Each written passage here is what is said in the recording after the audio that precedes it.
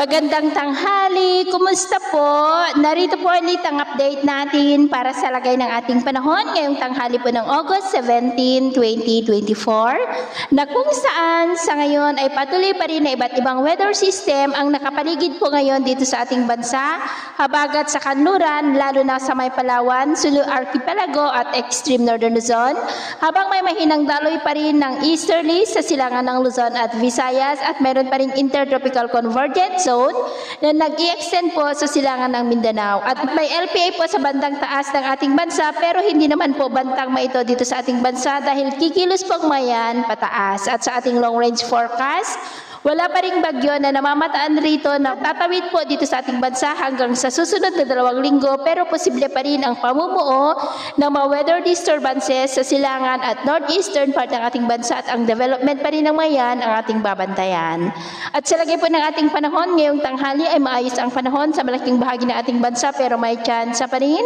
ng maulap na kalangitan with isolated rain sa ilang bahagi ng silangan ng Isabela, Polillo Island, Mamburao, Panay Island, Negros, Cebu, Bohol, Leyte, ilang bahagi po ng Samar Provinces, Sulu Archipelago, Zamboanga Peninsula, Lanao Provinces, at Butuan. At sa susunod na mga oras ay maayos pa rin ang panahon sa malaking bahagi ng ating bansa pero posible pa rin ang maulap na kalangitan with isolated rain sa ilang bahagi ng Cordillera, ilang bahagi lamang ng Ilocos Region, ilang bahagi ng Calabarzon, ilang bahagi ng Cagayan Valley, Mindoro Provinces, Bicol Region, Panay Island, Negros, Cebu, Bohol, Leyte, Sulu Archipelago, Zamboanga Peninsula, Northern Mindanao, Caraga, Davao Region at Sorsogon. Kaya mag-ingat pa rin tayo sa posibleng banta pa rin ng mga pagbaha at pagguho ng lupa. At sa atin naman pong mga baybayin, wala naman po tayong nakataas na namang gale warning signals, pero iba yung pag-iingat lamang po kung papalaot tayo